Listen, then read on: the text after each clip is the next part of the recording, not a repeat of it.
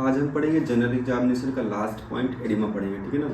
Oedema एक ऐसा clinical sign है जो कई सारे सिस्टमिक डिजीज़ में मिलता है, चाहे कार्डियक डिजीज़ हो, चाहे रीनल डिजीज़ हो, चाहे कि लीवर डिजीज़ हो, ठीक है ना। सबसे पहले एडिमा का डिफिनीशन देखते हैं।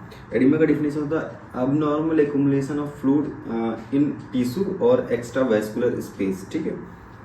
एक गाइडन की लाइन है, इसको पढ़ते हैं। In most instances oedema occurs mainly in the extracellular fluid but it can involve extracellular fluid as well, ठीक है ना। मतलब कि इंट्रासेलुलर और एक्स्ट्रासेलुलर दोनों जगह एडिमा हो सकता है। इंट्रासेलुलर रियल होता है थोड़ा, ठीक है। अब एडिमा के मैकेनिज्म देख लेते हैं, कैसे कैसे एडिमा होता है। तो इंक्रीज हाइड्रोस्टैटिक प्रेशर की वजह से हो सकता है। इसका एक मेजर कॉज है हार्ट फेलियर, दूसरा venous obstruction, failure of venous pump की वजह से हो सकता है। वेनस पंप फेलियर मतलब कि क्यों हो सकता है, मसल पैरालिसिस में हो सकता है, मसल पैरालिसिस में हो सकता है। दूसरा हो सकता है फेलियर ऑफ वेनस वॉल्व्स, ठीक है। Decrease oncotic pressure, oncotic pressure कब डिक्रीज होगा, जब प्लाज्मा प्रोटीन कम होता है। कैसे, नेफ्रोटिक सिंड्रोम जिसमें यूरिन में प्रोटीन लॉस होता है, बर्न में प्रोटीन लॉस होता है, ठीक है ना। लिवर डिजीज में प्रोटीन सिंथेसिस कम हो जाती है, लिवर डिजीज जैसे सिरोसिस, ठीक है। इंक्रीज कैपिलरी परमेबिलिटी, कौन कौन से क्या क्या कॉज हो सकते हैं, एलर्जिक रिएक्शन हो सकता है, हिस्टामिन एक्सेस अमाउंट में हिस्टामिन रिलीज हो सकता है, होता है, ठीक है ना। सेप्सिस हो सकता है, लिम्फेटिक ऑब्स्ट्रक्शन की वजह से एडिमा हो सकता है, ठीक है ना। फैलेरिया, नेमाटोड इन्फेक्शन, ठीक है, कैंसर, ठीक है। उसके बाद में सोडियम वाटर रिटेंशन की वजह से एक्यूट और क्रोनिक किडनी फेलियर और मिनरलोकॉर्टिकॉइड एक्सिस में भी एडिमा होता है, ठीक है। अब हम साइट्स देखते हैं कहाँ एग्जामिन करते हैं और कैसे एग्जामिन करते हैं। कोई पेशेंट अगर सुपाइन मोबाइल पेशेंट है तो उसमें उसके में 2 to 3 centimetre above the medial malleolus, इस फिगर में दिखाया गया है। दोनों साइड एक साथ देखते हैं ताकि यूनिलेटरल या बायोलेटरल वो पता लग सके, ठीक है। कोई बेड रिडन पेशेंट है तो उसके सैक्रम या back over the scapula check करते हैं, ठीक है ना। प्रेस करते हैं skin subcutaneous tissue at least 15 to 20 seconds against bony prominence, ठीक है। इसलिए प्रेस करते हैं क्योंकि ताकि पिटिंग है नॉन पिटिंग है पता लग सके, ठीक। अब एडिमा दो टाइप्स के होते हैं, ठीक है ना, पिटिंग और नॉन पिटिंग, ठीक है ना। पिटिंग मतलब कि डिप्रेशन किया जाए, डिप्रेशन बने रिकवरी में तो कुछ सेकंड्स बाद रिकवरी हो, ठीक है ना। अब पिटिंग में भी दो तरह के होते हैं, एक होता है पिटिंग विथ रैपिड रिकवरी, ठीक है ना, जो ये हो गया जो लेस देन 40 सेकेंड्स के अंदर हो जाए तो पिटिंग विथ रैपिड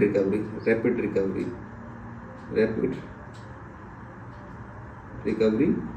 और अगर 40 सेकंड से ऊपर लग रहा है तो उसको कहते हैं slow recovery, pitting with slow recovery. Rapid recovery के कॉज है डिक्रीज ऑन्कोटिक प्रेशर की वजह से होता है। इसके कॉज पहले देख चुके हैं, ऑन्कोटिक प्रेशर की वजह से कितने कॉजेस हैं। स्लो रिकवरी वाले इंक्रीज हाइड्रोस्टैटिक प्रेशर, इसके भी कॉज देख चुके हैं, ठीक है। अब आ गया नॉन पेटिक एडिमा, इसमें डिप्रेशन नहीं बनता है, या फिर बनेगा तो तुरंत ही फ्यू सेकंड्स में रिकवर हो जाएगा, ठीक है। तो इसके कौन कौन से कॉज हो सकते हैं, इसके कॉज हो सकते हैं mixed oedema, hypothyroidism, thyroid patient में मिलता है, हाइपोथायराइडिज्म में मिलता है, ठीक है। दूसरा हो सकता है लिम्फेटिक ऑब्स्ट्रक्शन, ठीक है। अब हम एडिमा की ग्रेडिंग देखते हैं।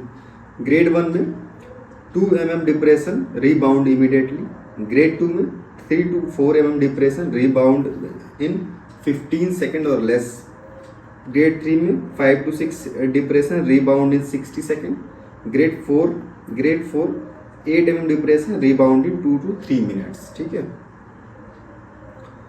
अब एग्जाम में ये कुछ स्पेसिफिक क्वेश्चन जैसे यूनिलेटरल एडिमा के कॉज बताओ, फेशियल एडिमा के कॉज बताओ, तो ये होता है जैसे फाइलेरियल निमेटोड्स में यूनिलेटरल एडिमा होगा, डीवीटी हो गया, सेलुलाइटिस हो गया, कैंसर हो गया, ठीक है ना, एप्सिस हो गया, तो ये सब क्या यूनिलेटरल एडिमा कॉज करते हैं, ठीक है। अब फेशियल एडिमा कॉज कौन सा है, नेफ्रोटिक सिंड्रोम, ठीक है। फेशियल एडिमा अगर सडन है, ठीक है, तो एंजियोएडिमा एलर्जी कॉज हो सकता है, सुपीरियर वेना केवा ऑब्स्ट्रक्शन हो सकता है जिसमें जेवीपी राइज मिलेगा, ठीक है।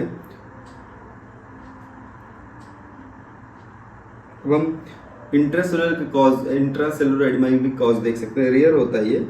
इसके कॉज हाइपोनेट्रीमिया या depression of metabolic systems of tissue, मतलब कि tissue hypoxia, lack of adequate nutrition. इसमें क्या होता है कि जो सेल मेम्ब्रेन पे पंप्स होते हैं वो एडिक्वेट एनर्जी उसको नहीं मिलती है, तो वो ठीक से पंप नहीं कर पा रहे थे, जिससे कि इन सेल के अंदर फ्लूइड एक्युमुलेशन हो लगता है और इंट्रासेलुलर एडिमा कॉज करता है, ठीक है। अब एक कुछ क्लिनिकल पॉइंट देखते हैं। अगर किसी पेशेंट में प्री ऑर्बिटल प्लस प्रोटीनूरिया है, ठीक है, क्या सोच सकते हैं, रीनल कॉज सोच सकते हैं। अगर किसी पेशेंट में पीडल एडिमा है प्लस जेवीपी राइज है, ठीक है, तो कार्डियक कॉज सोचेंगे, ठीक है। और अगर जनरलाइज एडिमा है, ठीक है, प्लस एसाइटिस है, तो हेपेटिक कॉज सोचेंगे, ठीक है।